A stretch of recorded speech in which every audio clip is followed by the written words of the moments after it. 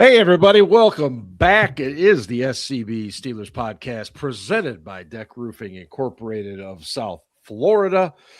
We are very proud to be part of the Variety Sports Network. And, of course, the show is coming to you live from the Frank Walker Law Studio. And this is the Festivus edition. We've got a lot of problems with you people. Can't even get the damn tagline right. In any case, there will be some airing of the grievances, but that's pretty much what we do on this program every week. But this is just like the special events evening of it. Hello, Melvin. Hello, everyone that is joining us live currently. We know we're right up against the Christmas season and everything, which is obviously why we chose not to go on our normal Thursday night, as that was Christmas. So what better night to go as a backup than Festivus. The guys are in. Ben was here and then he disappeared. I don't know what the hell he's doing. I got Ben some Wi-Fi for Christmas, not lo-fi. You sent him some Wi-Fi. some standard. Apparently, out west they still have dial-up. Apparently. Hello, Big Pun. Hello, Deb. Net zero. See you guys. Yeah, no shit. Man, is there ever a lot to get to? The Pittsburgh Steelers have won 3 straight games after dropping 2 pretty bad games, one to Chicago, one to Buffalo. And they have now won 3 straight, including obviously a very interesting win on Sunday in Motown, which we'll discuss. And then, of course, there is the entire DK Metcalf situation, which we'll get into that. We'll give you our thoughts on it. We'll also kind of, I say we, it sure as shit ain't going to be me because I don't do the numbers. I'll let the other guys handle that stuff. But in terms of what, if anything, DK may have cost himself with this suspension. Look ahead to the Browns and, of course, Casey Kasem as well. And, yes, I agree, Melvin. I do believe the pressure is on Casey Kasem tonight. He is due. He is, not that every week isn't great, but, I can just see there. Let's put it this way. There was plenty of material this week. I'll just leave it at that. Ian, who gets your game ball for the 27-22 win over the Lions? I wish Ben was here for this, but I don't know where the hell he is. I don't know. Yeah. All right. This is going to come as a surprise to everyone who's been a longtime listener of the show. Okay. But my game ball goes to Carl Cheffers. Whoa. Holy shit. We got to write this down for posterity's sake.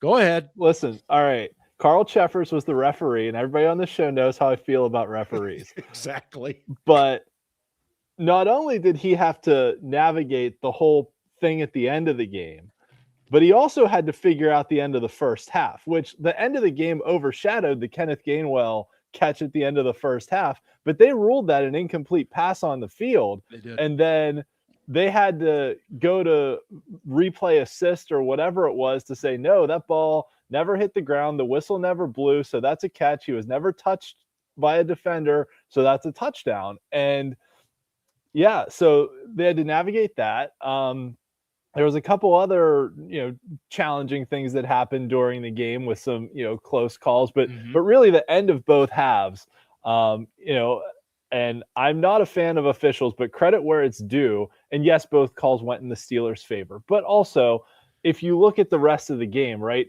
there was the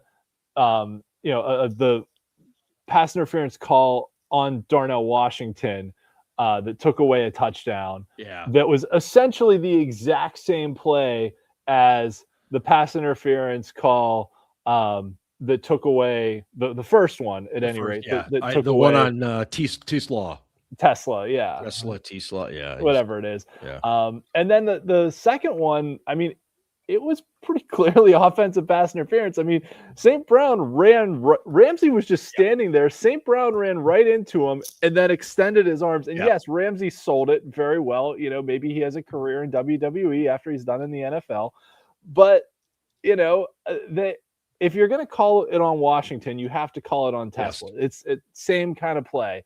And he pushed off, he extended his arms, and whether or not the whistle might have blown, which I know we talked about on Slack, but then they ruled it that, it was a valid lateral. The whistle hadn't blown yet, but the offensive pass interference took away the touchdown. But it was a complicated rule to explain. And so I thought that they did a good job enforcing the rules as they were supposed to be. And both calls went in the Steelers' favor, but they enforced the rules correctly. So I'm giving my game ball to Carl Cheffers for navigating not one, but two very difficult officiating situations. Yeah, just real quick, I thought the pick call on Washington, I did not think that was called because it was a pick as much as the violence of the collision is what triggered the official to throw the flag. I really believe that, because you see those plays all the time, especially short yardage or down by the goal line. And I'll leave it at that. I just really thought that was the case there. Scarps, who is your game ball recipient? I want to comment on the officiating real quick. Please do. I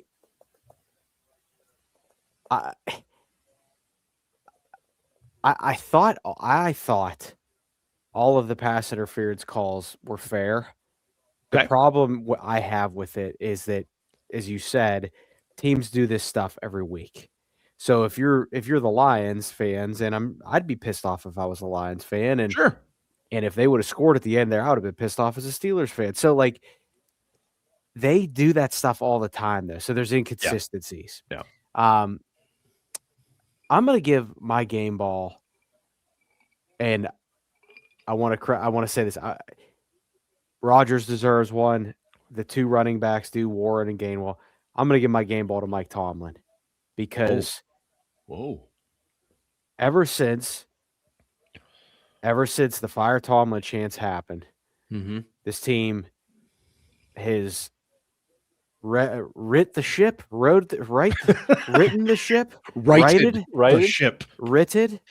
Yes. And I will say this about Mike: they were aggressive. Yeah. And they knew they had to be. And defensive game plan was great. I know Detroit they were banged up. I think they were on their third center, and they made Goff, and Goff has had a pretty good year, but like he's always sort of looked shaky, and they exploited his weaknesses. And you know what? It was very close at the end, which is the way this team just loves to play games. I mean, Ian, that's good. But I think, to me, there were a few turning points in the game, and I thought one of the turning points early on was Dan Campbell being aggressive. Yeah. And instead of kicking that field goal, and he doesn't like to kick field goals, and the Steelers got a stop on fourth down. Yeah. I thought that was a turning point. I thought Mike went for it on fourth down, and he's been doing that. He's been doing that way more recently. Yep, it's been growing. But to say that, I don't know how he's going. Like, he always talks about situational ball and all that stuff. So I don't know how he's going to be. And let's be real, like this, unless this team has some epic meltdown, they're going to host a postseason game. So I'm interested to see if he carries that to the postseason. Yeah. But I give Mike credit for these last 3 weeks. And I will say this: I think this was the one game on the schedule that we looked at and said, when the schedule first came out, that we looked at and said, loss. Like, we all said that this game was going to be fair. A loss. That's fair. And they won. Now, I thought they were it would have been a little bit more comfortable towards the end. But anyway, Mike deserves his flowers. But I also want to say that there's still 2 games left in the regular season and likely a playoff game. So I'll leave it at that. Yeah, and Ben, welcome in. We're just doing our game balls. Ian, and I hope you're sitting down, because Ian has selected Carl Cheffers for his game ball, the head official. Why? Well, because, as he explained, he got a handful of difficult situations pretty correct. And leave it to Ian, the hater of all officials, to give him a game ball. I thought the OPI calls, the pick calls in both situations were bullshit.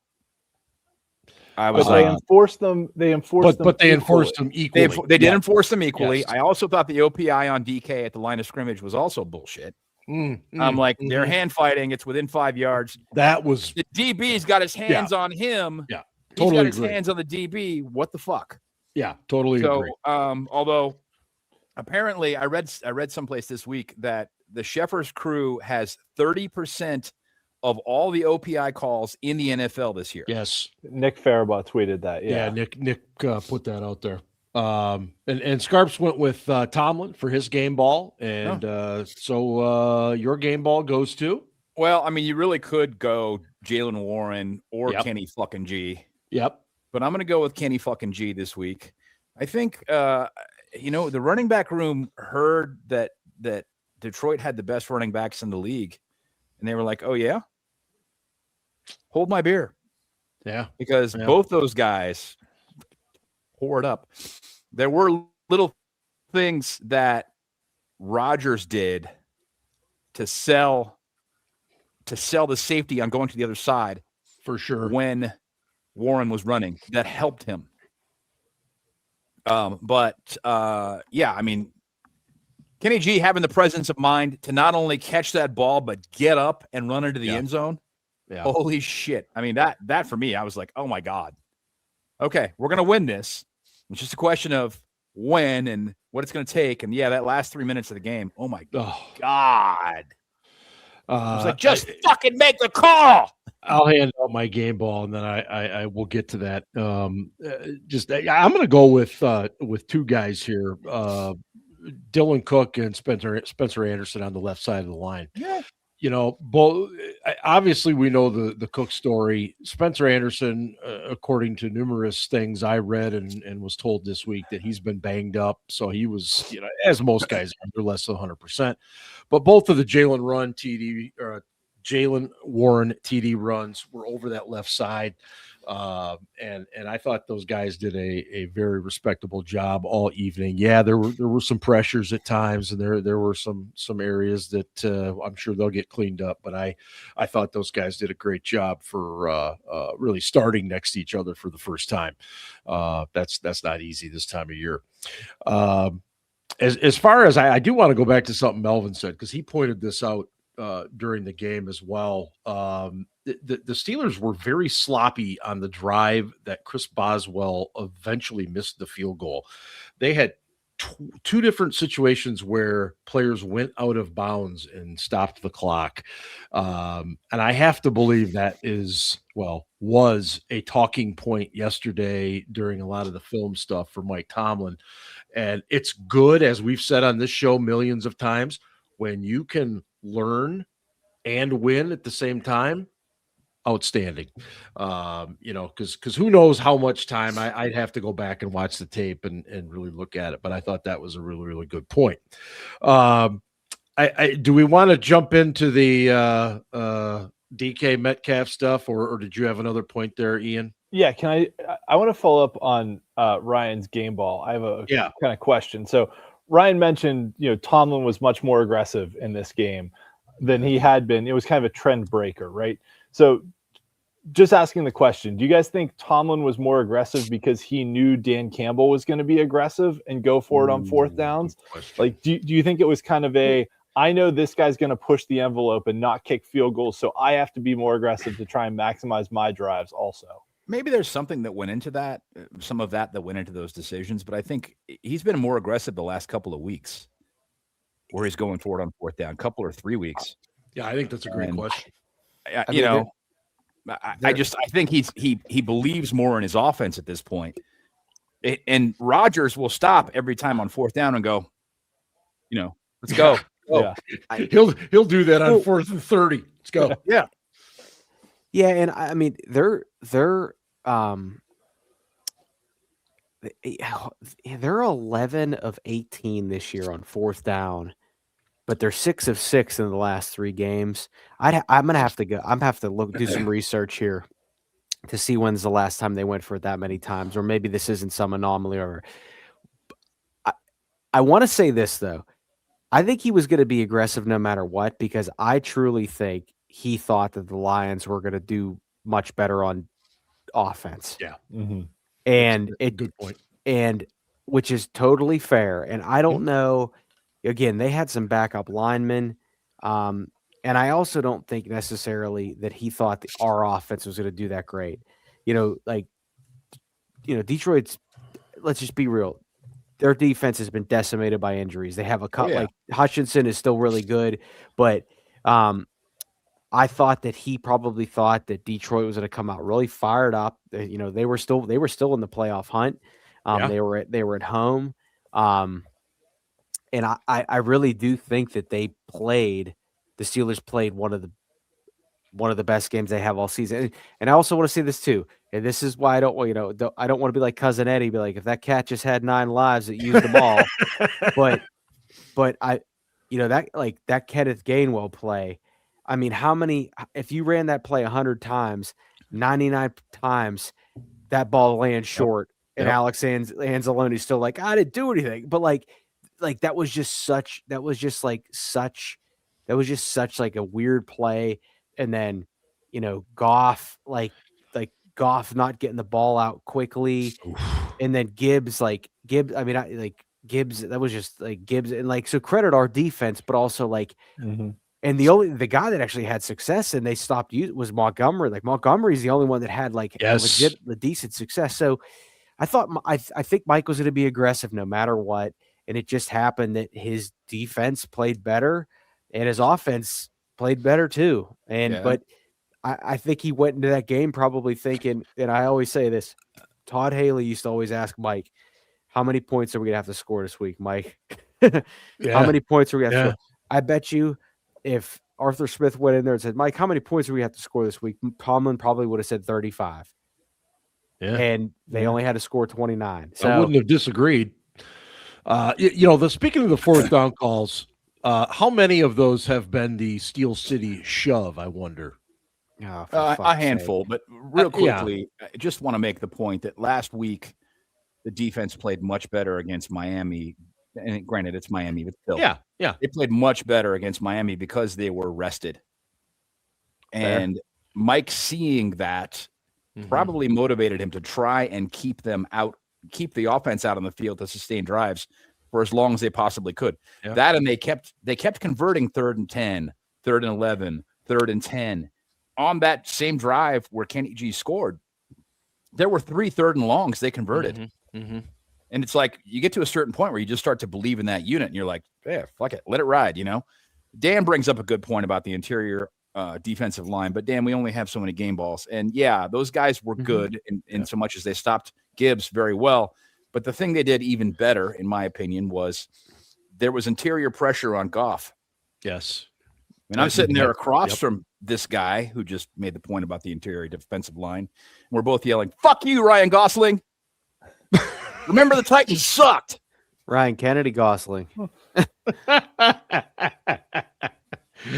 Oh, shit. Ian, I don't disagree. I think Rodgers has played 3 very nice games, and I think they have gotten a little bit better each week. I don't know what the conversations are between him and Mike and Arthur Smith, but I get the feeling that Aaron is really feeling himself in that offense now and is starting to kind of take control over some things. And we saw some evidence of that, on the Kenny G touchdown, telling him what to do, for as afraid as he was 4 weeks ago to throw the ball deep, like the whole month of November, they wouldn't push the ball. Like that deep ball he threw to MVS that he dropped in the end zone, that was a beautiful pass. I mean, he still has a very live arm, 16, 17 weeks into the season, which for a 42-year-old, I am surprised his arm has held up as well as it did. The angle that CBS had from behind of that throw was incredible. Yeah. how well he put that ball out and ahead, and talk about knowing your receiver, right? And he had just that close, that close. But we got MBS touchdown later. Yeah, absolutely. Yeah. Let's get into the DK Metcalf stuff. I'm so just kind of tired of it, but it's got to be discussed. It's pretty fucking simple. I mean, he got Happy Gilmore'd.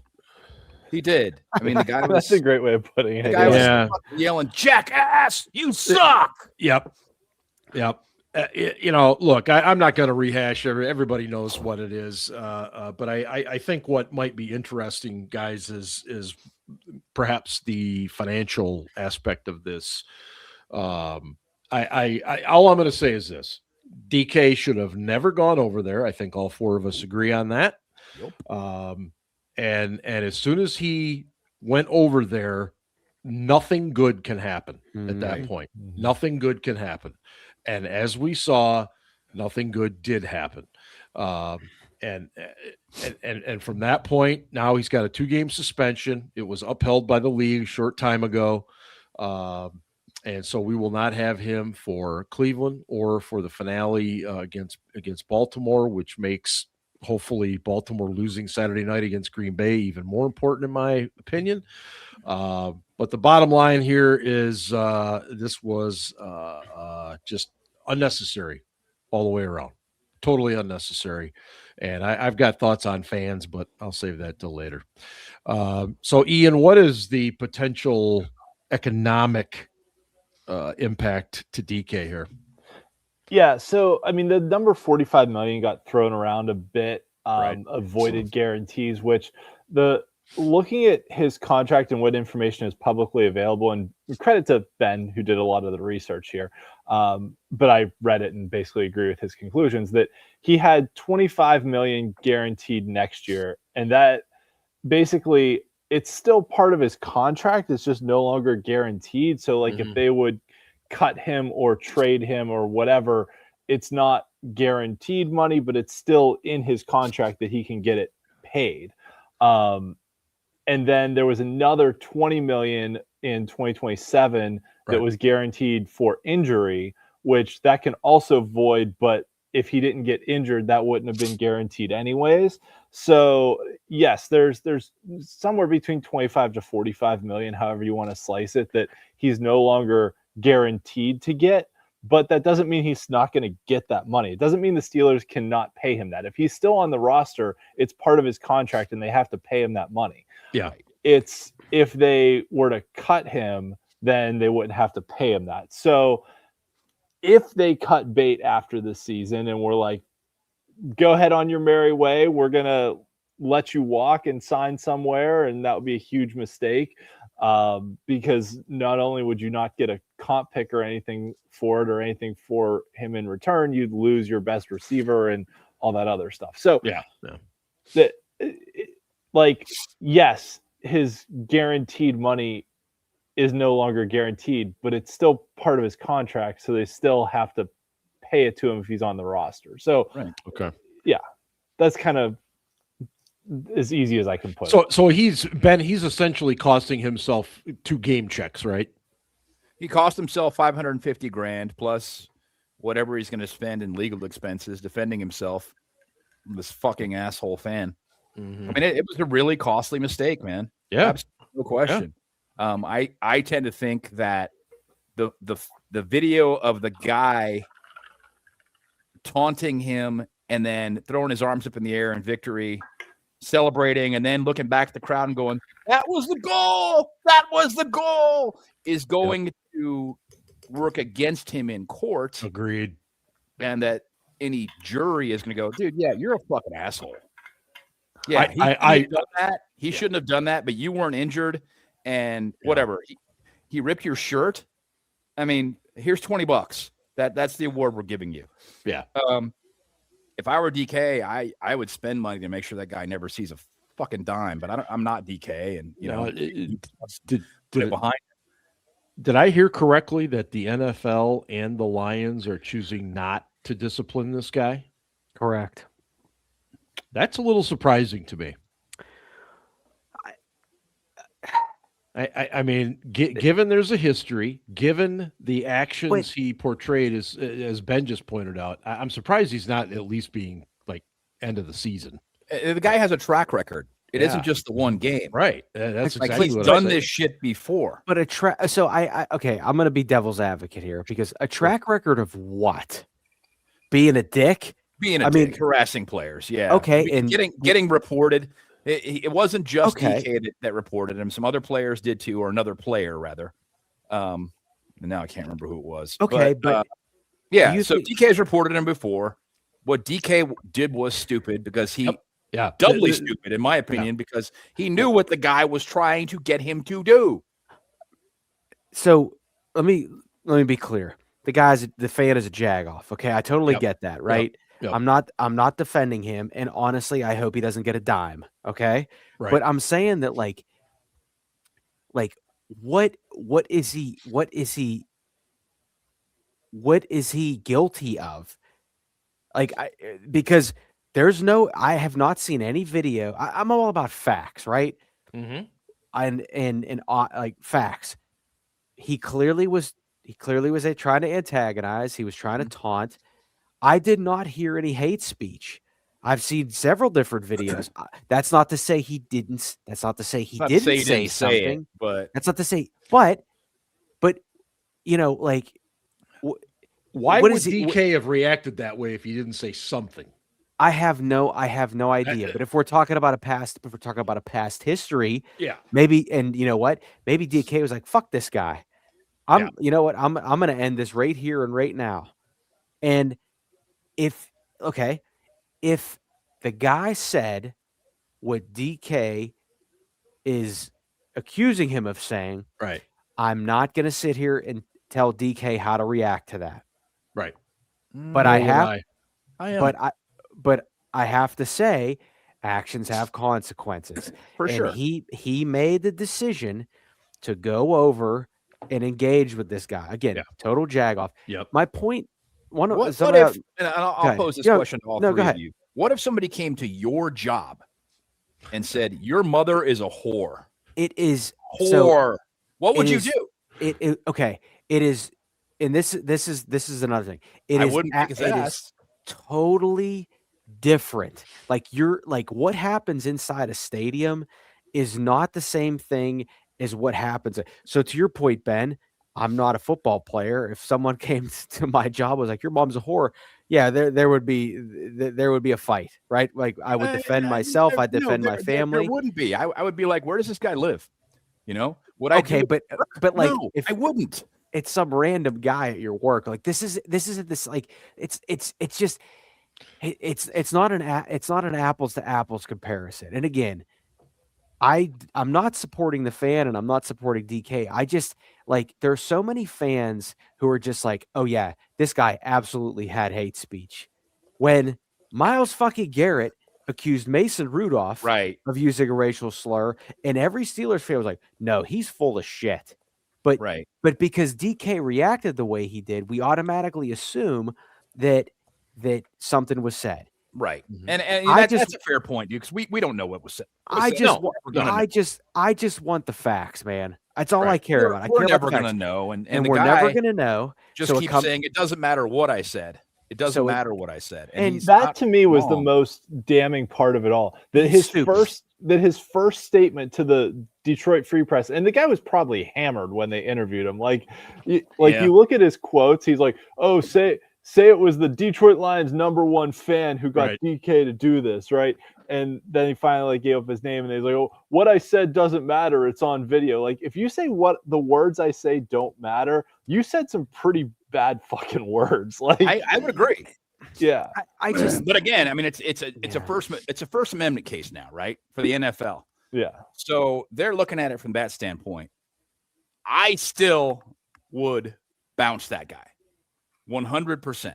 I would absolutely bounce him. I think that fans should be held to a code of conduct, and that at minimum, security should be having a talk with that guy, going, "Listen, if this continues, you're not going to be welcome here anymore."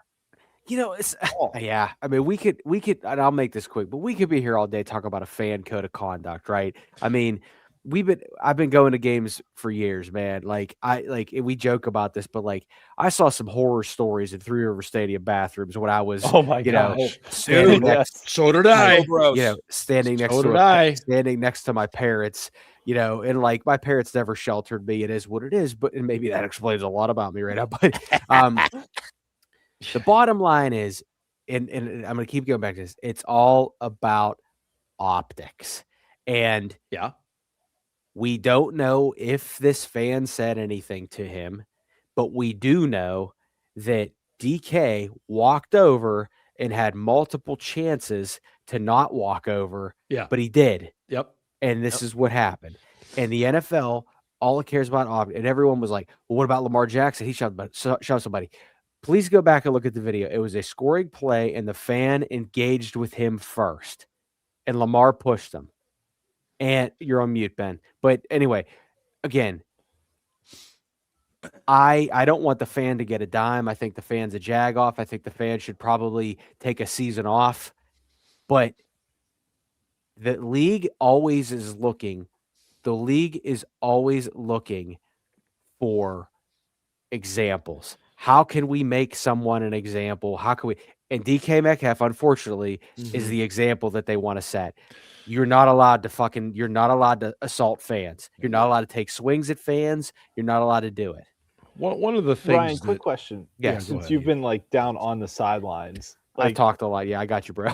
Yeah, but Sorry, no, you've been down on the sidelines, right? Yes. I've been to games, but I don't like pay attention to who all's on the sidelines. Yes. So, like, do they have, I'll say, like, personnel they've got like ball boys and water boys and things like that. Well, but do they have people that are like, hey, try and keep the like players on the bench? Like it kind of blew my mind that he walked over during the game. Like there was no one around him. If someone had a jersey they wanted him to sign or something, just like point the guy, be like, I'll sign it after the game or whatever. Like, it seemed weird to me that no one was kind of there to notice that he like walked away from the bench and be like, hey, get back here. Yeah, well, he wasn't.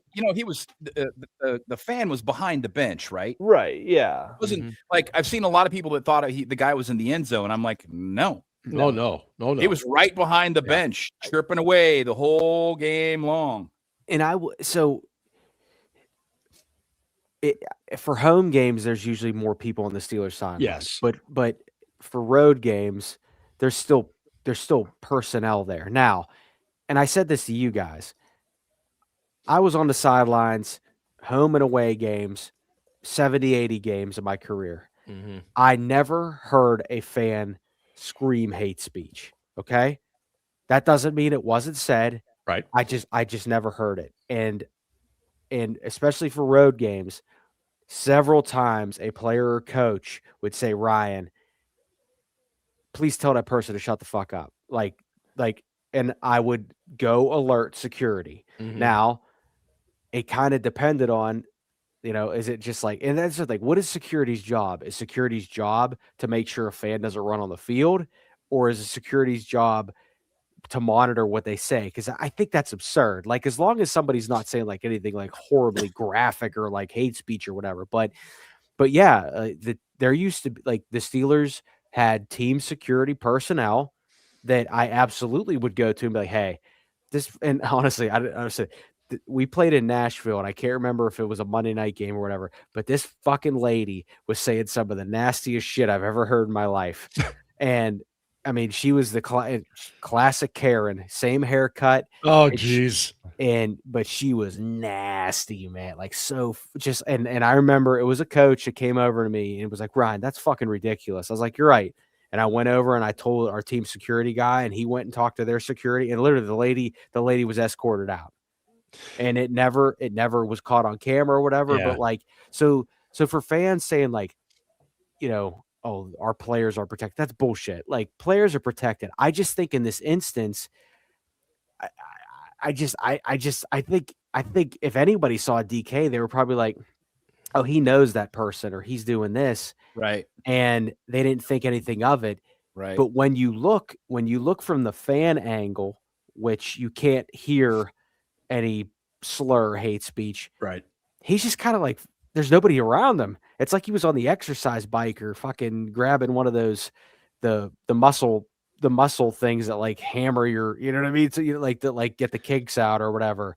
But like, I just, I've had many Karen experiences, but sorry, go ahead. I talked too much. The last thing I'll say on this, and we'll talk on it, kind of a personnel side of it with him out, but is that my concern is just fan behavior in general. There's this overwhelming belief that fans seem to have that they pay their, $250, whatever it is, for a ticket, which is insane. The tickets are that much. Well, that's a whole other topic. Yeah.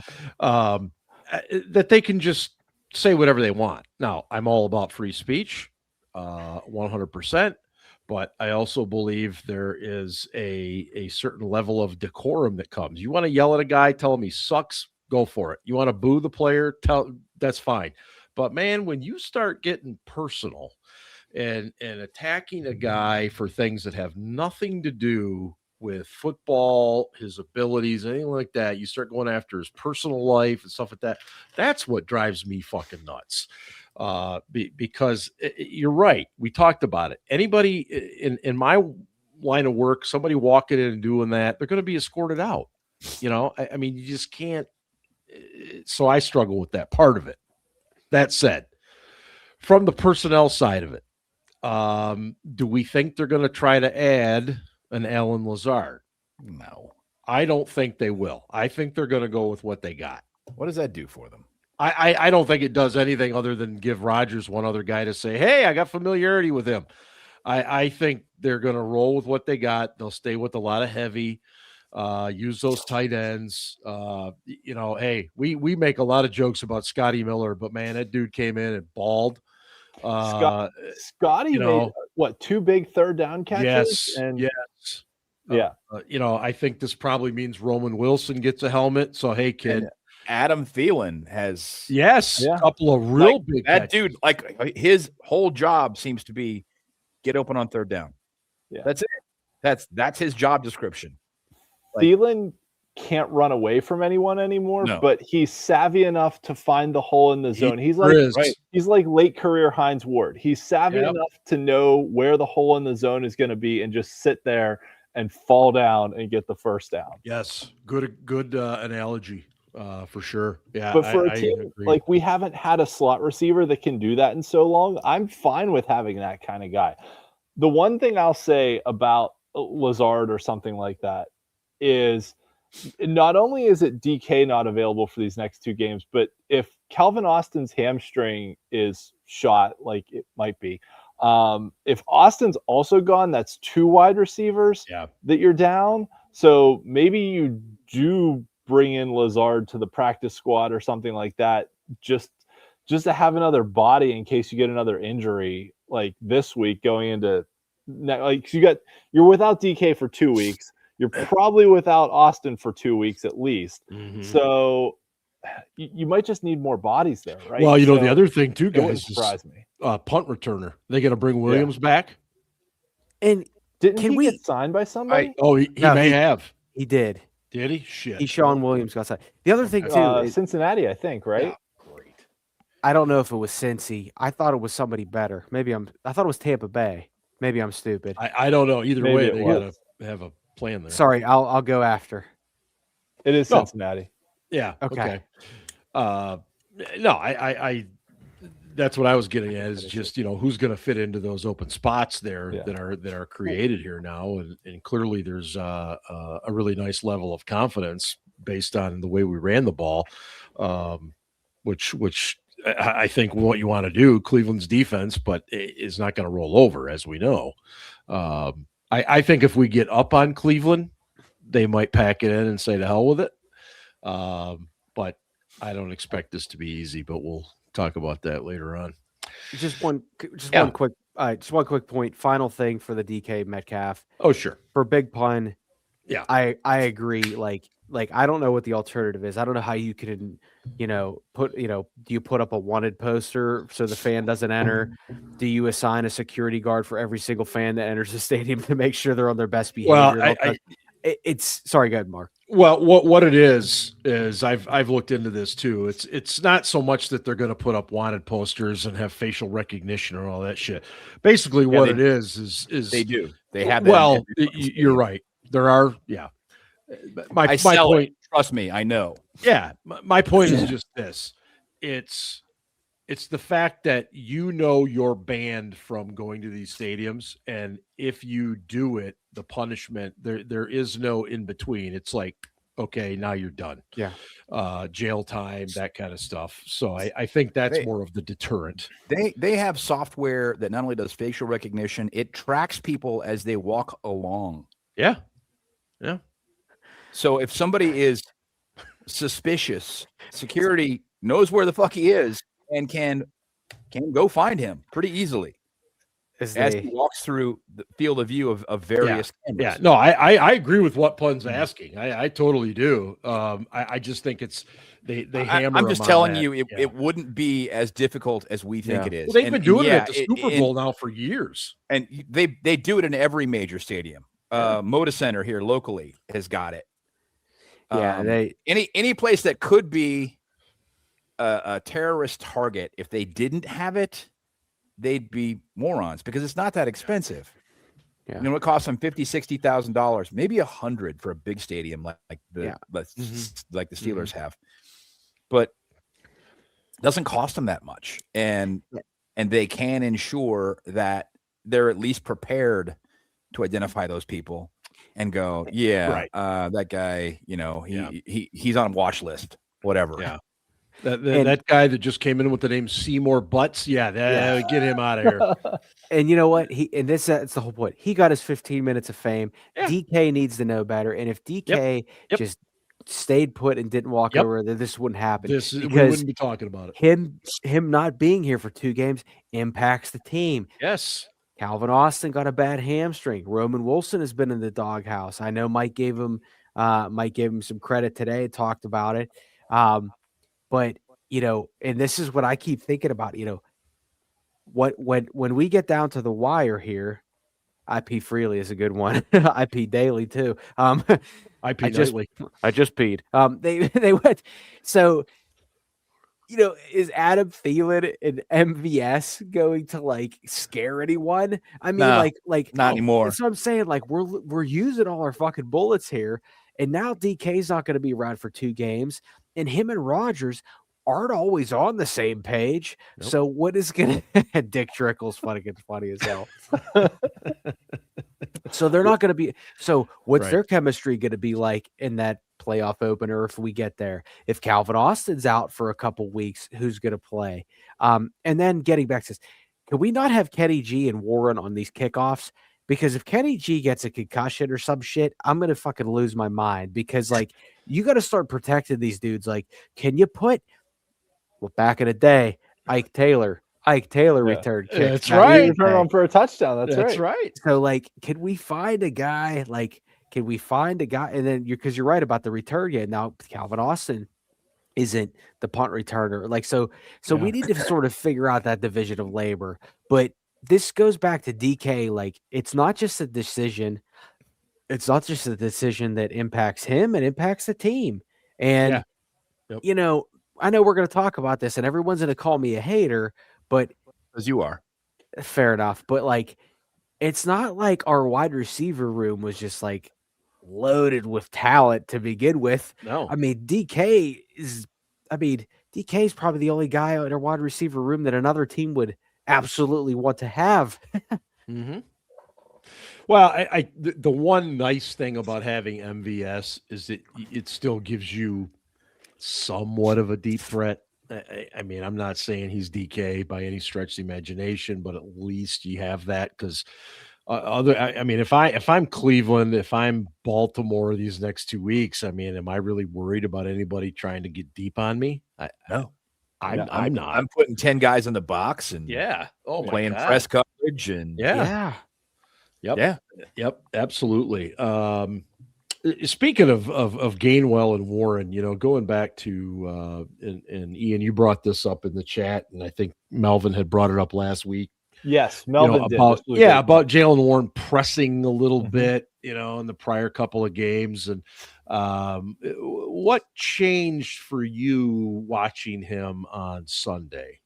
Yeah, so Melvin asked the question in the chat last week, and Mark asked me to respond to it. So shout out to Melvin for asking a great question, which was Jaylen Warren pressing? And I said that what it looked like to me was that he didn't quite trust his line yet, and it was something that, he's run behind some bad offensive lines in his career here, that I thought it was something after a week of film study he could say, hey, the holes are there. I just need to be more patient and find them. And that's what I saw this week, was he was patient and found the holes.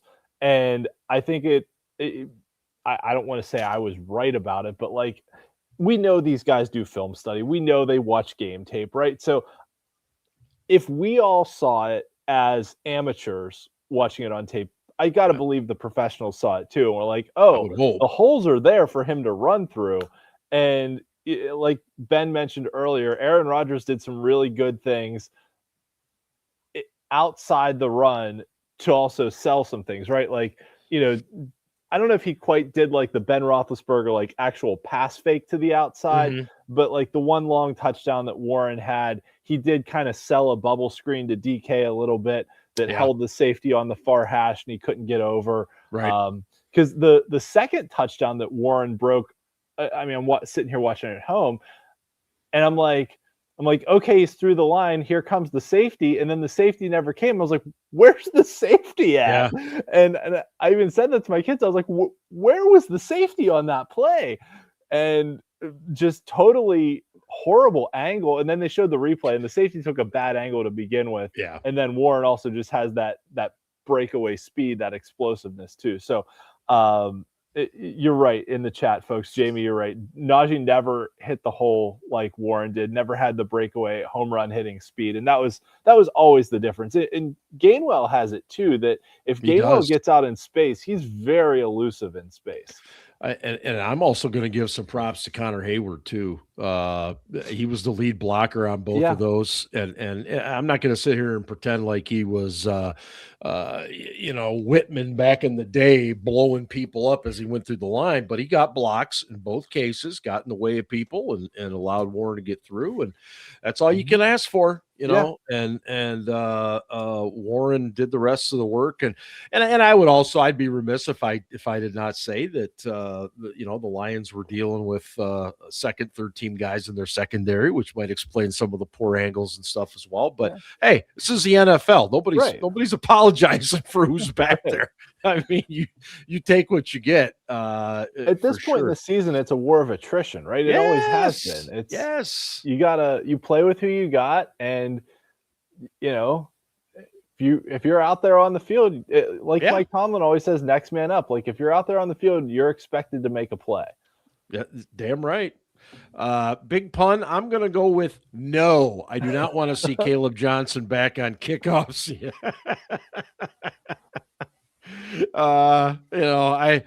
That young man didn't even get a helmet last week. So he's got to learn to do that though, man. Like, they can't keep protecting him. No, and don't get me wrong. They dressed an extra wide receiver last week, so he didn't get a helmet. It is what it is, but it turned out to be smart though too. Yeah, say the least. But they do need to force him to learn to do the job, or move along. Ben, where's probably not the right word here. How far along for you is Derek Harmon? Is he further along about what you thought? I mean, based on he's further along than I thought he would be, given the amount of time that he's missed. Yeah, but let's say he'd been healthy all season. He's right where I thought he would be. I mean, the dude he threw Penny Sewell aside. Yeah, he's been wrecking some big time people. Like who does that? Like what the fuck? He's been really, really good when he plays. They limit the run really well, and thank goodness, because things were not going so great when he was out. No. I thought Benton was a little better against the run this week too. Not great. He was. But a little better. He still can't two gap, and he doesn't split double teams very well. But No. what he does do is that swim move. He gets around guys real quick, and when he does, look out. He is a load, and especially if you've got a quarterback like Goff who hates interior pressure. Yeah, it's great. And shout out to Y.A. Black for getting all 350 pounds of his body as elevated as he could to tip that ball away on the goal line, because that was an easy TD. I mean, that was an easy touchdown. Yep. And actually, I mean, for a mid-round pick, I like what they've gotten out of Black this year. He's been really solid. No argument. I mean, he would be the first to tell you that he's number one too. That's true. Do we know who he was flipping off? Because I've heard like 18 million different things, and I honestly, I don't know what. I don't care, but it's hilarious. Right. Yes. I mean, anytime you tell somebody they're number one on the field, hey, what the hell can you do? One other thing too that we should mention is Alex Highsmith had one of the best games he's ever had. I mean, he played performances now. Yeah, he was outstanding. I mean, if you showed me tape of this whole season and said which of our outside linebackers deserves $40 million a year, I'd probably be like Alex Highsmith more than TJ Watt, right? Just based on how they've played this season. Now, Highsmith's been hurt a little bit too, but I mean, he really took on the mantle of like, I have to take this game over, and did. I mean, he won a lot of one-on-one double team battles. He made life hell for Jared Goff. He did. Did you think that his tripping penalty was kind of as a result of the fact he was being held at the same time? I mean, you have to call that. You can't stick out your leg. Oh no. It was the right call. Totally the right call. Yeah. He knew it right away too. He did. But it's not. I mean, you know what it reminded me of? And Ian, I'm a dick. I'm like, well, Ben's not here, so I'll be the dick. It reminded me of like when you're playing hoops and you stick your foot out, and it's a kick ball, but like it's just natural to like try to stop the advancement. Yeah. But I just thought it was because he was like, oh shit, man, like my bad. Oh, he knew it. He did. The one thing. Go ahead, Ian. I'll say this. No, go. You're up. I found it interesting that Alex Highsmith had a lot of similar tackles for loss to a Steeler who's still recovering from something. It reminded me a lot of TJ Watt, and I've been saying it for years. Jokingly, I was like, man, somebody should block TJ Watt because he always comes off the edge. Yep. And he's unblocked. And excuse me, not only did Highsmith miss blocks or avoid blocks, he was just reading the plays. Yeah. And I mean, listen, they should have traded him a long time ago. He's always hurt. He sucks. But you know who's always do you know who else is always hurt? Nick Herbig. Yeah, he's getting that, isn't he? Getting a little bit of that rap. There's nothing wrong with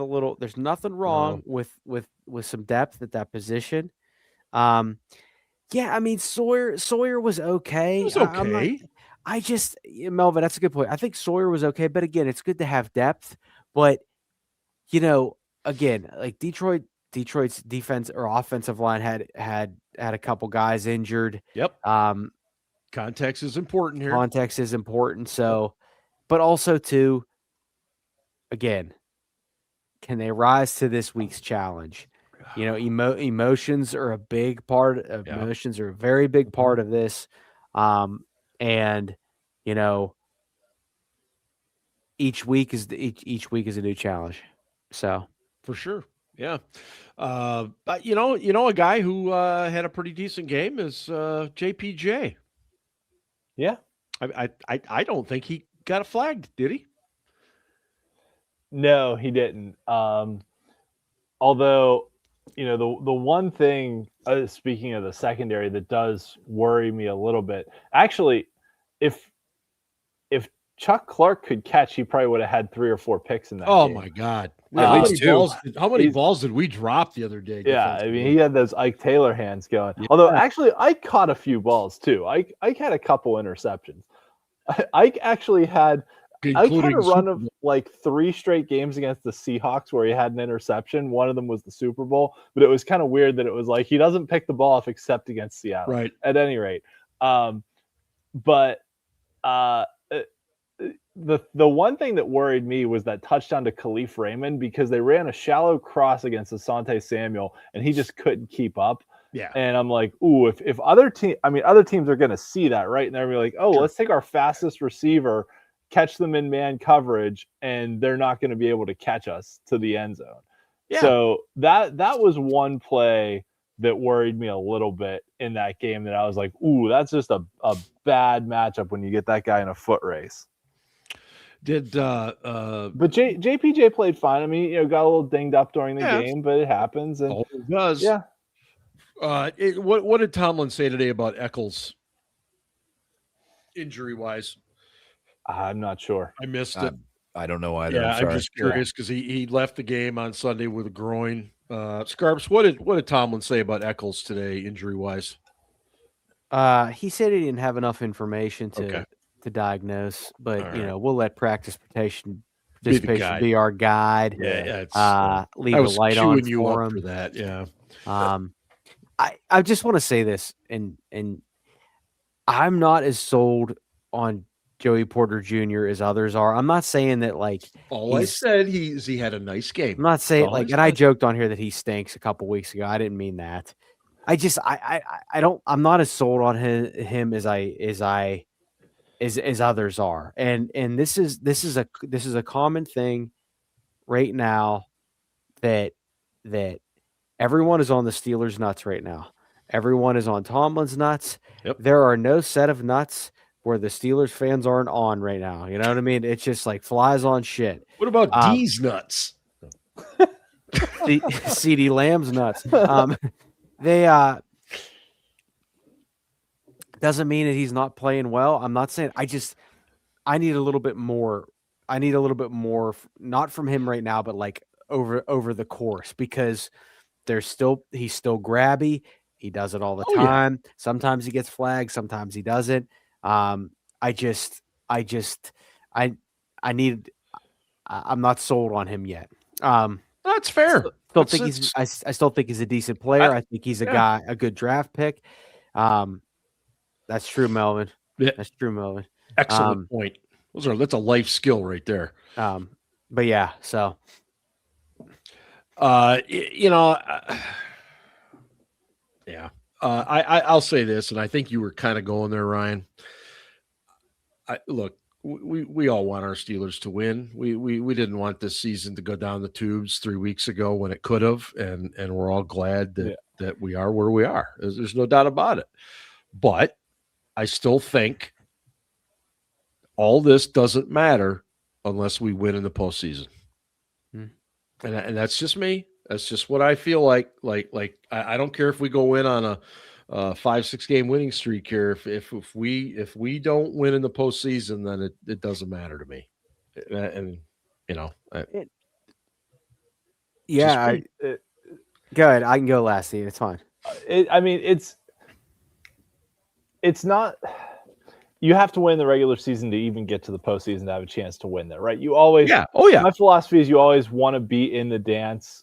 Yep. Because you don't have a shot at winning a title if you're not. I said all off season that the worst case scenario for this team was finishing 8-9, 9-8, being stuck in the middle of the draft. Yep. Again, but they have a chance to win the division, which means they get a shot at a home playoff game, which is better than they've had the last couple of years, right? Yep. The last couple of years they've been the 6 and 7 seed. Yep. And the eye roll from Mark spoke volumes there. But did I do that? If I did it was totally subliminal. It was, yeah. I'm sure you hear it all the time. But, actually having a home playoff game rather than having to go to the number 2 seed or the number 3 seed, like not having to go to Kansas City or Buffalo, although we might have to have Buffalo come here, it's a little better to have a home game, but also the way the AFC is shaken out this year, we're looking at Buffalo, the Chargers, or the Texans, who are playing out of their friggin' minds right now. They struggled for a little while with the Raiders before they put them away. That was a little interesting. Yeah, but still, I mean, it's not like we're going to have an easy opponent coming in here. No, either. I don't care who it is coming in. It's going to be tough. But you still you want to be in the dance. You want to have a chance at it, and and maybe it is old ass Aaron Rodgers that like finally breaks the streak because he's won in the postseason before. But let's not forget, Aaron Rodgers has a history of choking in the postseason too. I mean, how many times was Green Bay the number 1 seed and lost, like either in the divisional round or a home championship game? So that part. Well, and look, before we talk Browns and predictions and Casey, I did want to bring up Rodgers. And I'll throw this to each of you. Ben, I'll go to you first.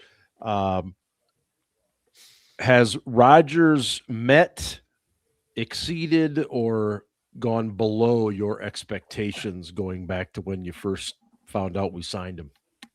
I'd say at this point he's probably exceeded it, because I thought at the beginning of the year he would come out and play well and then get hurt, be afraid to get hit, and play poorly, which he did for several weeks.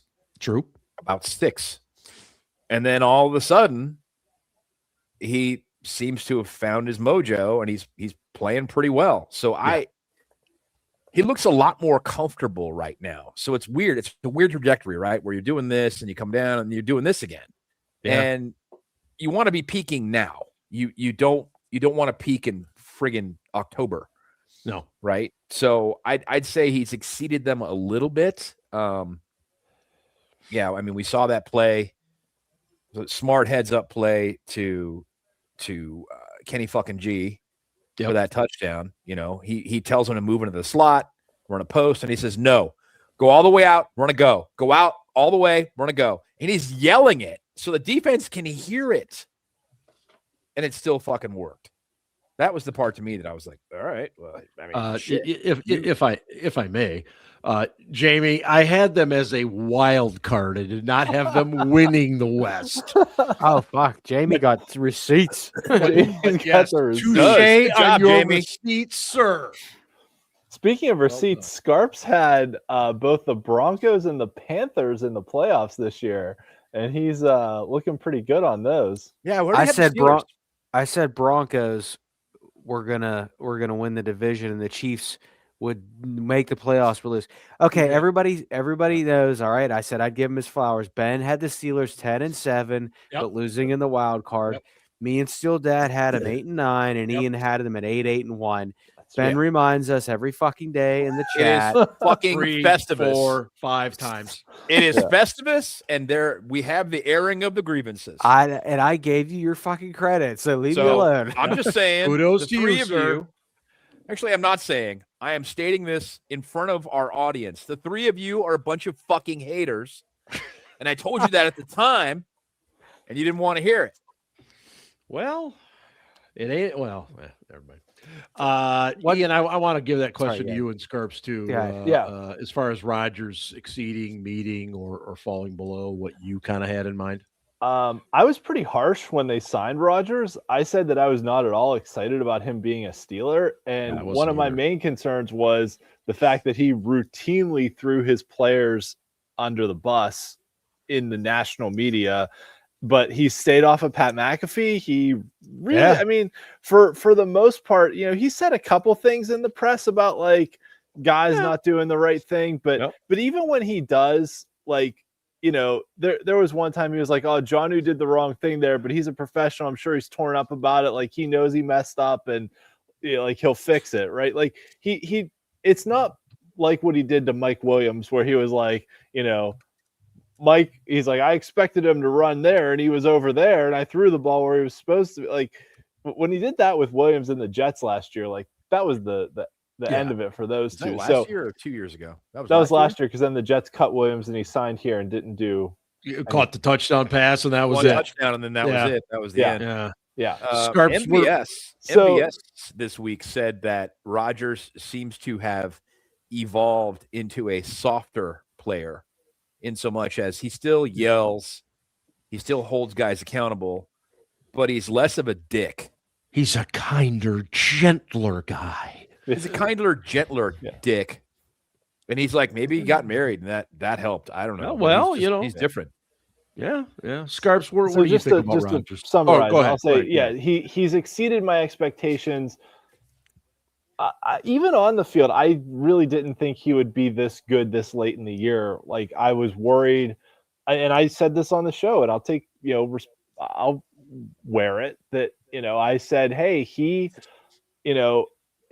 his footwork and his technique have always been bad, and he's gotten by on arm strength, and it's still bad, but he's still got the arm strength. I mean, even the throw to Gainwell, he was back footing it. Yeah, I am shocked that at 42 years old, his arm is as live as it is to get balls there. So with as much, timing, anticipation, and speed, and really, like, you see it, especially for the tight ends, like Smith and Washington have trouble when Rodgers like zips it in there. They can't close their hands fast enough to catch the ball. Rodgers is throwing a 5-yard route as hard as he can too. He's got to take some mustard off that ball when it's like that close. Yeah. Dude, you don't need to throw it that hard. Just get it to him. He's a gigantic target. Where are you with Rodgers? Yeah, I mean, I think he's exceeded my expectations, but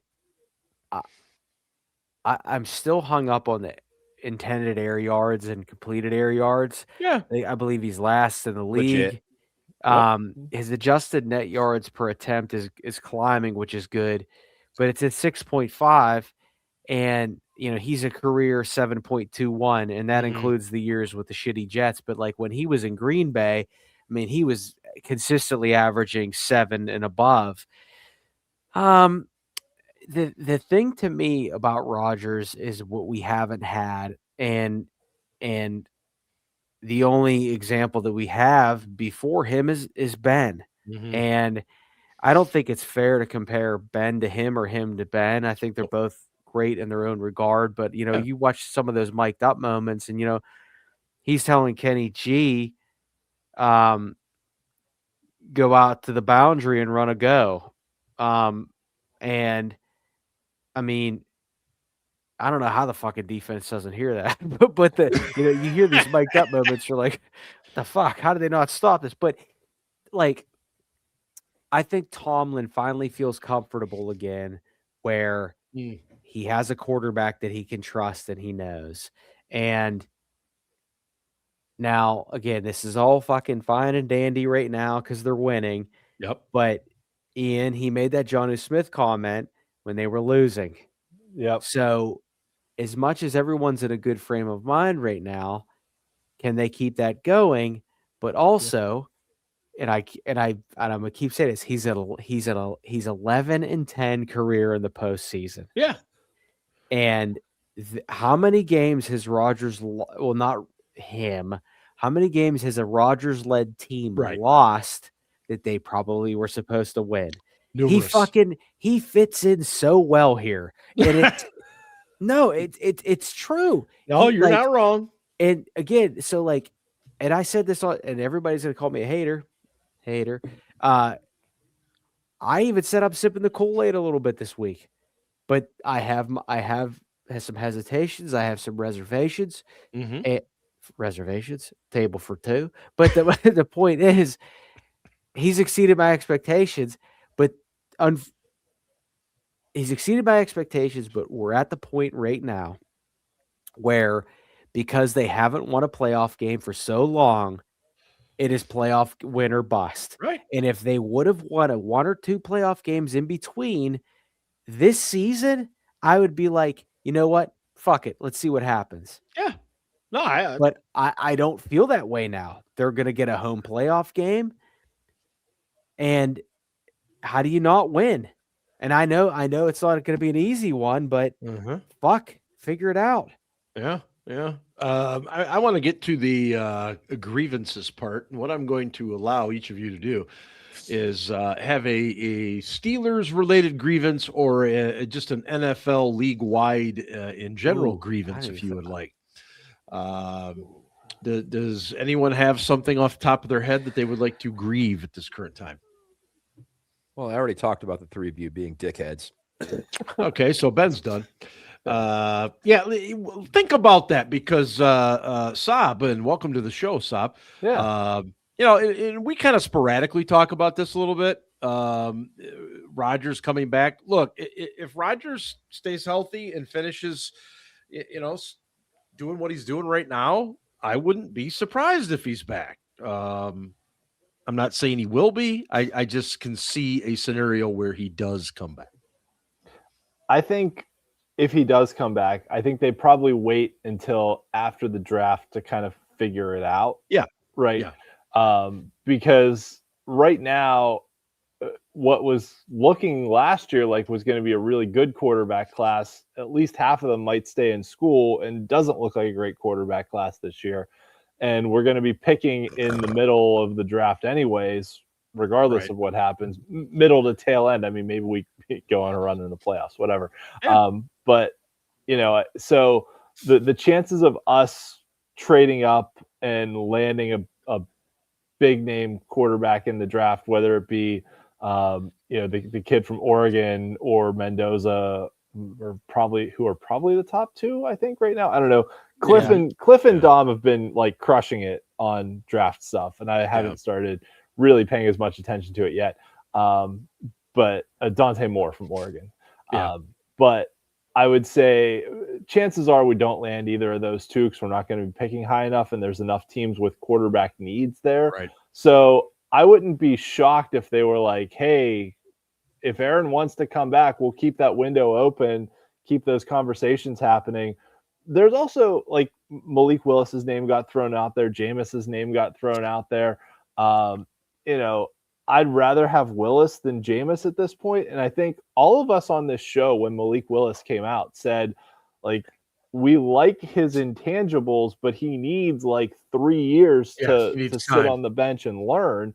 And he got that in Green Bay, and now he's played all right when he's gotten in there. Yeah. So he could be a guy that could become, I don't want to say the next Sam Darnold, but maybe like a Geno Smith who, went through some struggles, got signed and went out there and was able to perform pretty well for a little while. And Geno struggled this year with the Raiders. Yeah. But I wouldn't hate if you stacked up like Rodgers against Malik Willis against Jameis Winston. I would be like, I would take Rodgers over any of those guys. Like, I wouldn't hate Malik Willis, but I'd be at this point, I'd be fine with Rodgers too. I don't see Tomlin and Winston getting along very well with the style of play that Winston has. Oh, man, Winston will come here and throw for another 30-30 season. Exactly. And Mike would have an all-white beard and no hair on his head. Oh, man. I don't think he does it anyway. The Mac Jones question is a very interesting one because how many quarterbacks have we seen go through that Shanahan system and succeed in San Francisco and then just totally fail elsewhere, which makes me wonder like what they're doing in that system and why other teams haven't kind of figured it out as a way to, he's got to play in that system. So does Brock, for that matter. They both do. You know what, though? I don't disagree, but the 49ers should not even be in the fucking playoff contention right now. Well, he's coach of the year as far as I'm concerned. They could win. They could have the number 1 seed. Yeah, they went out. They got it. And they have they lost Fred Warner. Win the NFC West. Well, allow me a moment here. Seats. But the point is, they're a wild card right now. The point is that when you have good coaches and good coordinators, you can do a lot. And that's not to say Mike, like I just said earlier on the show, Mike, I give him his flowers. He's turned it around. But, like, there's something that needs to be said about Kyle Shanahan, the system, and everything that he does. Yeah, I don't disagree. Any grievances that you thought of, guys? Yeah, I'll just go. I fucking can't stand Steelers fans, and I never would have guessed that. And I've come to the conclusion that my issues aren't necessarily even with the team or Mike or ownership or leadership or the players. It's the fucking sunshine fans that refuse to be objective and ever criticize a Steeler. For instance, the DK Metcalf recent situation, like, if he just didn't fucking walk over to the fan, all this would have been avoided, Steelers fans are stupid. They don't understand ball. They're non-ball knowers. But the good thing is, over the years, I've learned that most of the people who call me a hater or have a problem with me either just don't engage with me anymore, which is what DK Metcalf should have done with the fan, not engage, or they understand that I'm right, because most oftentimes I'm not. Now I'm just being a dick. But no, honestly, I can't take Steelers fans. They're so stupid at times, and they can never fucking take off their Yinzer colored glasses. And I have some problems with you people, and I'm going to let you know all about it right fucking now. Love it. Dan, I met you in real life, and I fucking love you. So I'm not gonna. But I don't think Twitter is real life, because I actually go out there and have conversations. The problem is, I probably should get off Twitter more. But the problem is, people think Twitter is real life. Many do. I know it's not. They think it is. The thing about social media in general is that people will put things out there and always support or always attack a certain individual, because they know that in doing so, they can create engagement, because there's an audience that will follow them no matter what. Yeah. Because they're that consistent voice that says, yeah, this guy's a fucking asshole, fire Tomlin, or everything's fine, the Steelers are going to win the rest of their games and go to the Super Bowl. I don't know what's wrong with you. You're not a real Steeler fan. Blah, blah, blah. And then it's the two extremes that get all of the engagement, for lack of a nicer way of putting it. That's what, being honest and objective is rare. I tweeted something yesterday that apparently got under a bunch of people's skin, and I finally had to turn off the fucking comments. I was like, fuck you guys. Because what it was doing was it was bringing in trolls. Yep. And then people would respond to the trolls, and the trolls would go back at the people, and it was back and forth and back. And it was just like, oh, fuck this. Fuck. Yeah. Fuck. Yep. My phone's going ding, ding, ding, ding. I'm like, okay, that's it. No more comments. Done. Well, and then he got called out for fucking taking the comments off. You fucking dick. I don't give a shit. No. I was only being a dick. I love you, Ben. I messaged the group off in our chat, and I said that today. I said, and I like put a laugh emoji, because it's like, about time you get some shit online, Ben. Because I do it all the fucking time. But no, it happens. Like, I told you I was trying to do my Ryan Scarpino impression and invite him in for a fireside chat. Didn't quite work out the way I was hoping. And it's funny because nothing you said was even remotely controversial. No. It's just how people interpret shit. Yeah. And it's like people don't understand. They don't make any attempt to understand nuance at all. Nope. It's like, I'm not saying that anybody should excuse DK's behavior. No, absolutely not. But that guy is a fucking asshole. Yep. And I think that, he should get nothing, and he should get bounced from the stadium and not be allowed to come back. Well, Ian or Ben, did you have a grievance? Yeah, you guys. Yeah. Yeah. Okay. Yeah. So my grievance is Yinzer, you're saying this is our Scarpsburg account. Oh my gosh. Any account that exactly for those of you who may be listening to the show for the first time, our general rule is that any account ending in Berg is going to tweet the dumbest fucking shit you've ever read. Yep. So, like, that's pretty standard. Yeah. Yep. Okay. Airing of grievances other than Twitter accounts ending in Berg. Yeah. My grievance is the same that it's been since the whole off season, is that I still don't see a plan with this team. That I'm not sure what the long-term plan is. Like, they've drafted some decent players in the trenches. Troy Fatanu is playing pretty well. Derek Harmon's really good.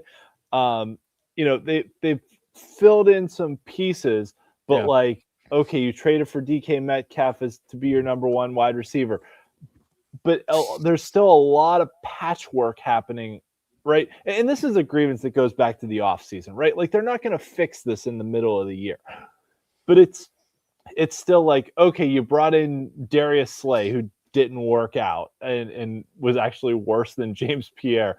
Actually, Pierre played pretty well, though. I'll give him his credit. And then you brought in Jalen Ramsey. You brought in Aaron Rodgers. Like, you're bringing in a lot of these late career guys to patch holes. Some of them work. Some of them have a little left in the tank. Some of them don't. Yep. And Ramsey has a little left in the tank, but doesn't have as much as he thinks he does. Like, can't play outside corner anymore. He can do okay in the slot. He's actually played really well as a free safety since we had to move him there out of necessity. But even that, it was like, okay, we traded Minka, okay, but we didn't really have a plan at free safety. I know Deshaun Elliott got hurt, but he was more of a strong safety. So there's just been the Kyle Duggar move was a good move. Kyle Duggar's played very well. But I'm still struggling to see what like the plan is here, and it just seems like I know Ben called it a sexy tank or a half rebuild or what. Like they're rebuilding while trying to stay competitive. I get that, but like I don't know. Really, I mean, in this league, until you get a quarterback, like what are you going to do? Well, that's just it. Right. I mean, you have the plan is to run with these patchwork contracts and get by year after year and be competitive and be compelling and, keep amassing draft choices and put yourself in a position where you can draft a guy. And, that was the kind of the point you made earlier in the offseason was, we're going to end up in the middle of the draft again. And that's the worst possible thing that can happen to us. Yes. Maybe we'll see. I don't love this quarterback class.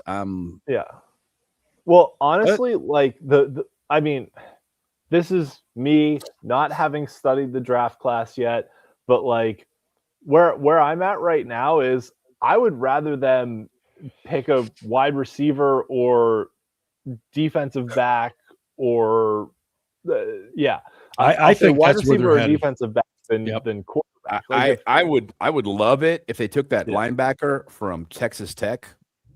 Yeah, I would love it. I'm fine with that. Probably won't because they have Queen and they have Wilson, but man, I would absolutely fucking love that. That guy is going to be a stud. The Browns, of course. Next up, we have lost 3 straight in Mark, Cleveland. what's your grievance? You didn't have a grievance. Well, thank you. Other than having to deal with us every week, Well, the period in a report. My grievance is replay assist drives me up a fucking wall. Yeah. They claim that it is used objectively. I have seen evidence where I don't necessarily agree with that. There's too many instances where I thought it should have been used. It could have, as quickly as they do use it, it could have resolved a lot of issues at times. And it just, I don't know. As an example, player in the second quarter is given a first down, but replay assist comes in and says, whoa, wait a minute. Knee was down a half yard short. Okay. But then you see something very, very similar happen, let's say third, fourth quarter, and they don't come in. And it's clear the guy was short, but nope, we're just going to. So why is one fall under that, but one doesn't? That's my grievance, and it drives me insane. Consistency is always the biggest grievance I have about officiating, right? That I'm like, if you're going to suck across the board, right? Like, Ben mentioned that he thought the OPI calls were bullshit, which is fine. Yeah. But like I said, if you're going to call it on Darnell, you got to call it on Tesla. They balanced out. Thing, right? If you're going to call it on DK Metcalf for pushing off, quote unquote, you got to call it on Amon-Ra St. Brown. So How fascinating would it be if on the Steelers' first drive, Aaron Rodgers rolled out and just dropped down and took a sack right in front of Myles Garrett? I think TJ Watt might have some words for him in the locker room. He probably would, but you see the Brett Favre arc I'm working with here? I do see the Brett Favre arc you're working here. Yeah. I think there's a pretty damn good chance Myles is probably going to get the record against us. I'm hopeful he does not. But we have bigger fish to fry in this game coming up, and Shedeur, he is what he is. I'm not that overly impressed by him. Dude I think holds he the hangs ball on. for He holds the ball way too long, which just feeds right into what we do. Man, we get a lead in this game, I think it's over right away. But who knows? I don't know. They still play good defense in Cleveland. I mean, they took Buffalo right to the wire this weekend. I mean, arguably playing Buffalo better than we played Buffalo. But as we know, it's a matchup driven league, and it's a week to week league, so anything can happen. But this just feels like a game that we should not have any issue getting a W in. But then again, that will also be a bit predicated based on what happens the night before, because the Ravens will, of course, be in Green Bay, and if they lose, we win the division. And I was a little surprised. Tomlin did say that he would be open to some changes should the Ravens lose on Sunday. I don't know, because obviously he's probably not going to play Rodgers against the Ravens, would he? I mean, if we lock things up this weekend, if we have it locked up, they should not play. They should let Rodgers rest against Baltimore. Yeah. I don't maybe so. And obviously he'll go based on what Rodgers probably wants to do, I'm sure. If Rodgers says, hey, give me a half or something like that, then I'm sure they probably would. But and I'm not suggesting that this weekend is a gimme, because it's not. I do expect to see a lot of Steeler fans in Cleveland. Was it, Ryan, was it 2008 or 2010 that we had the division locked up? I think we had a bye locked up too. We played the Browns the last week of the year, and Ben got hurt. He was only going to play like a half, and Ben got hurt in the last week. Then I think it was 2008, because then he was able to come back against the Chargers in the divisional round. But I remember he got hurt in that game. 2008. Yeah. So I mean that's the risk you take though, right? You trot him out there, especially if the Ravens are already eliminated. Like, I mean, I would just be like, Aaron, rest up, take a week, come back, and our focus is on trying to win a playoff game, right? But I mean, this Baltimore Green Bay game, there's like no healthy quarterbacks on either. Yeah, we don't even know who's starting at quarterback for either team yet. No, I mean, both Jordan Love and Malik Willis were limited in practice, and then Lamar didn't practice at all. So, I mean, you could have like, I don't even know who's Green Bay's third quarterback. That's a good question. I don't think I do either. I mean, you could have like Tyler Huntley against whoever, in which case it basically would turn Clayton Tune. Yeah. I mean, you could have Tyler Huntley against Clayton Tune, which basically then turns into Derrick Henry against Green Bay's Josh Jacobs if he's healthy, because he's been banged up. Banged up too. What, Emmanuel Wilson's their backup, I think. Yeah, he's done a decent job for them.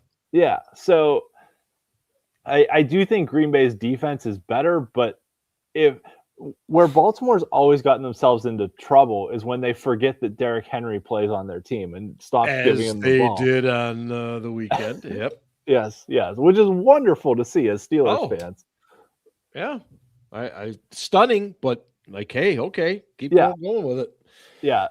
One other thing I'll mention, that the last time the Steelers won a game in Cleveland was 2021 when Ben Roethlisberger was the quarterback. Yeah. So we've not won in Cleveland since Roethlisberger, which is not a good trend. So I have a lot of bad memories of us blowing December games in stupid ways when we could like clinch the division. That was the Ryan Mallett game too, right? We played Baltimore the next to last week of the year and needed to win it to clinch a playoff game, and then lost to stupid Ryan Mallett. We wound up making the playoffs that year. Yeah, RIP. Yeah. We wound up making the playoffs that year because we won in the final week, but like we could have just beat Ryan Mallett and not had to worry about it. So we won at Cleveland the final week. That's right. Yeah, that's right. And the Bills beat the Jets. Yeah. Yes, that's what it was. So I'm just saying this is no cakewalk, right? Like we've lost in stupid ways in the penultimate week of the season before, and we have actually struggled in Cleveland the last few years. Mm-hmm. Mm-hmm. Well, so what do you guys got? Ben, what do you got for a prediction this week?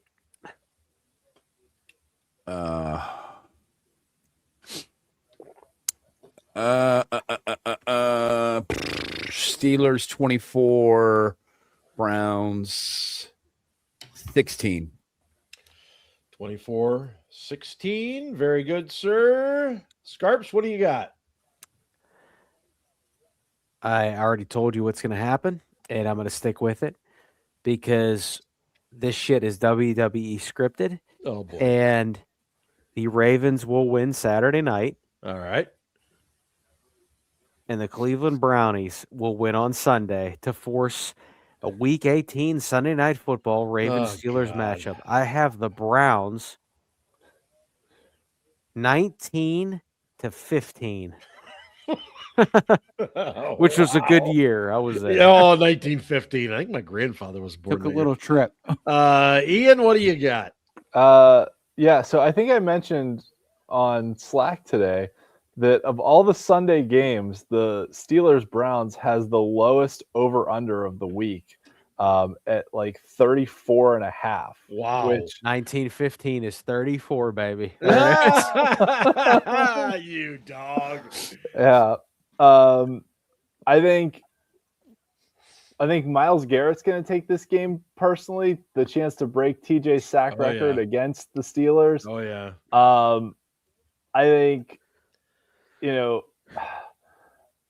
Browns have like good players that can make a good play here and there. Like Shedeur can do some nice things, but he can also just like hold on to the ball. And our defense, for better or worse, is really interested in swatting the ball out of people's hands, maybe more so than tackling sometimes. So that said, continuing my tradition of trying to Andrew Filipponi the Steelers, because I have been wrong pretty much every week. So I will continue my attempt at being wrong. All right. So I'm gonna go. I'm gonna go. Let me think about a number here. It's gonna be a weird ass score. I'm gonna go Browns 16, Steelers 10. Wow. Oh wait, no, Steelers are 3.5 favorites. They'll be closer than that. I'll go 16-13 then. All right. Yeah, 16-13 Browns. In the full disclosure of I have been wrong every week, and I hope I am wrong again in the Andrew Filipponi style of making picks. Yeah, I expect a classic rock fight. I also think this is another big test for the Steelers. You've won 3 straight. Now you're playing a team that you should beat. So we'll see what happens. Definitely got some injuries, but I will go with the Pittsburgh Steelers 22, Cleveland Browns 13. And now I will turn it over to the one, the only, Mr. Casey Kasem. Casey's Coast to Coast, American Top 40. Hello, everyone, and welcome to the week that was December 23rd, 1994. Our favorite correspondent and non-ball knower, Ryan, is back with us again this week, and he writes, Dear Casey, I got a feeling that tonight's going to be a good night. That tonight's going to be a good night. I got a feeling. Casey, that's, of course, a parody of the Black Eyed Peas. I Got a Feeling, released in 2009. and is arguably one of the worst songs of all time. Only 2 years later, the Black Eyed Peas would headline the Super Bowl 45 halftime show, which was one of the worst halftime shows of all time. Casey, I was on the Steelers sideline for that one. Casey, you ever hear the expression 10-4? And I'm not talking about message received. A 10-4 is a chick who is a 10 from far away and a 4 up close. I'm talking about you, Fergie. Wow. You might remember that game, Casey. Aaron Rodgers, at the ripe age of 37, dissected the Steelers defense. He wasn't that old, but whatever. About a month ago, Rodgers looked like he was ready to visit Dr. Kevorkian and move on to that next chapter. But since then, Casey, he has taken his Metamucil, lathered those hamstrings in Bengay, took 5 Centrum Silvers, got Life Alert, and has watched Matlock on repeat. And now he looks poised at another playoff run. And more than likely, he's going to get his shot. But let's make sure that shot isn't given by the doctor working on TJ Watt. Ooh. You know how they called Mike Webster Iron Mike? Well, TJ is Iron Lung. Going to hell, don't care. Let's get back to football. Sunday night, once again, I watched an epic Ravens meltdown as they blew another double-digit lead at home. Casey, if the Ravens ever move on from Harbs, they should hire my ex-wife because she was excellent at blowing things at home. However, I was not one of them.